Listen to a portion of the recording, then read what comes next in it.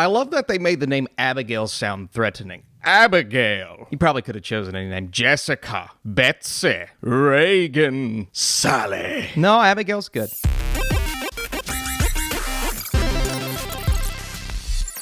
What's up, Flick fans? Welcome back to the channel. Yes, I saw Abigail. I want to talk about this because it's a vampire ballerina and she's on the loose and it's crazy.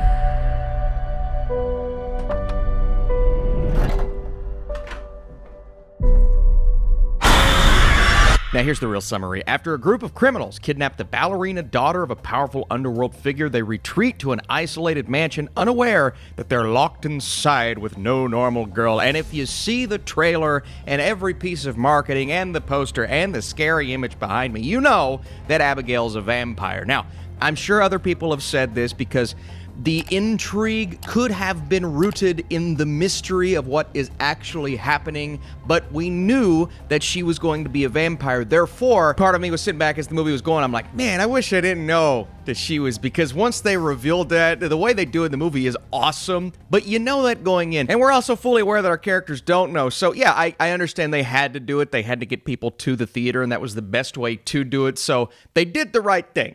But my brain's like, man, I wish I didn't know that she was a vampire. Stop it. Get some help. And their mission, once they kidnap this girl, is to just watch over her. You do that, you get $50 million. Million dollars. That's a lot of money, especially for criminals. And here's the thing. You have to try, or the movie wants you to root for some of these individuals as we are going, because they are stuck here, and it's almost the opposite of what Ready or Not was, and I say that because these are the same directors. Ready or Not was one person against a bunch of people who are after her, right? This movie is a bunch of people who are running from this one person, vampire, but they're definitely outmatched. That's clear from the beginning. Again, we have to root for them. These people that just kidnapped a little girl, and a couple of them are being sweet to her, others are being careful with her, but then some people are just there because they want their money. So you have to pick and choose who you're rooting for, and as this goes, and they realize that they are extremely outmatched, that's when the movie becomes a lot of fun. I mean, vampire, blood-filled. Really, the movie is a gore fest from start to finish, but it's full of fun. What is fun? Let me spell it for you. F is for... Now, I want to talk about the cast, and I do have issues with this film. We'll get into that, but I said the word fun. You know what else is fun? Rotten Tomatoes scores, pop culture, music, and the likes. And if you're interested in trading on these things, trying to predict Rotten Tomatoes scores if something's going to be rotten or fresh, talking about the Oscars in 2025, then I believe Kalshi is the site for you. And the link, the QR code, time is running out for the first 500 people that click on that link and sign up for Kalshi. If you are of age and this is something that interests you, we'll get $20 to trade with and bet on all of these fun things. Austin, what movies can you trade on? Well, how about the one we're talking about, Abigail? What is the Rotten Tomatoes score going to finalize as? Challengers. How many Oscars will Dune Part 2 win? What will The Fall Guy have as a Rotten Tomatoes score? So many things that you can do. And just as an example, for The Fall Guy, there are numerous options. You can predict if it will get above a 70, 75, 80 on Rotten Tomatoes. If it does, and you vote yes,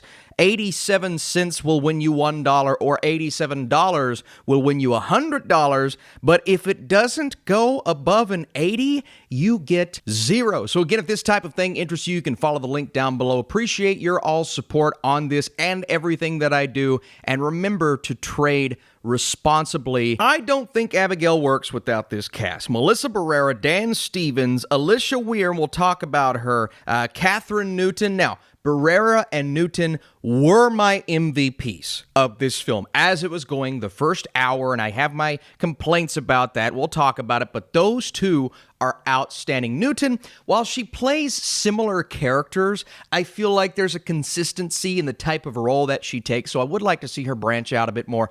She's awesome. I love her. In this movie, there are quirks to her character that are hilarious. They come back into play at the end. Where her character goes, the arc was awesome.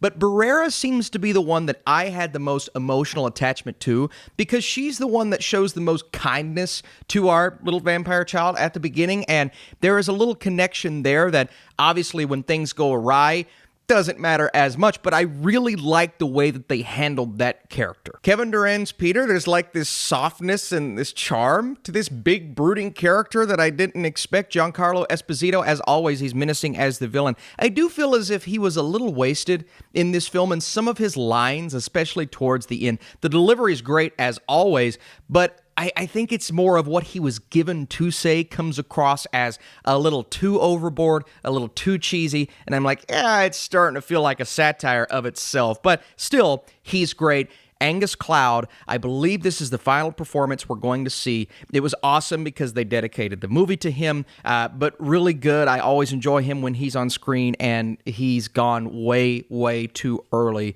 All of the talent in the world, and it was awesome to see him one last time. But Alicia Weir, I believe she played Matilda in the Netflix Matilda movie. I didn't see that. This is my first time seeing her. In the first hour, she is a very specific character. In the second hour, she has to do something drastically different, a complete 180, and let me tell you, she nails it. She's awesome. I think she's going to be a huge star. There's so many things she has to do and has to say to our characters. She has to be menacing and threatening, and I was scared, man. I'm like, I don't want to be, give me that dark corner. Nope, not looking. What's that behind me? Good Lord. I gotta get out of here! Too late! So this cast is great. Obviously, the directors do a nice job, Ready or Not. I believe Ready or Not is superior in what it tries to do, but they're similar in a way, and obviously they did the Scream movies. There are things about this film that kept it from reaching its full potential. I think this could have been one of my favorite horror movies of the year, and it'll still be in that upper echelon, but the first hour moved in a way that didn't fully grip me. I wasn't on board. I get it. We're learning about these characters, what they do, why they are there, but we spent too long on that. And so when we finally get there, you feel that immense level of payoff, but I felt as if it took too long. We're like an hour in and nothing crazy has happened yet. And since you know what's going to happen from the marketing, it's kind of like you're sitting and waiting, and after 50 minutes, I'm thinking, okay, can we get there? It didn't really take away. I appreciate the development, but I did feel some pacing issues in the beginning. And in the final 20 minutes, there are characters that join the party, if you will, and the things they are saying, at first, it felt like it was a movie that was fully aware of what it was, but then it tried to get overly cheesy to where it started to feel a little ridiculous, and it was mostly the one-liners that some of these characters were spouting out. I think Dan Stevens is really good. He's having a blast in this movie, but some of the things he was saying in the final 20 minutes, I'm like, well,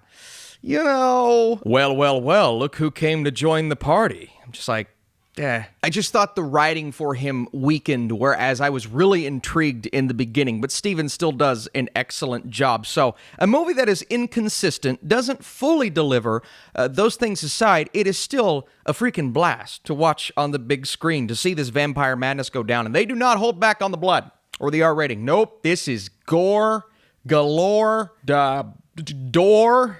No. Shut up!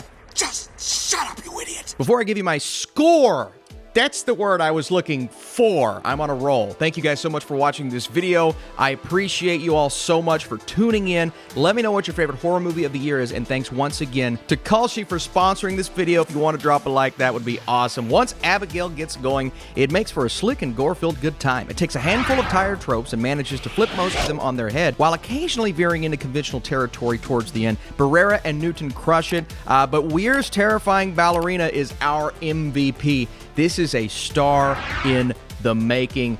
I had a good time with this. Thank you guys again for watching. Let me know, what's the craziest premise for a movie, a horror movie that you've ever seen? And again, what's the best scary movie of the year so far? Mine would probably be Megamind 2. That was terrifying. See you soon.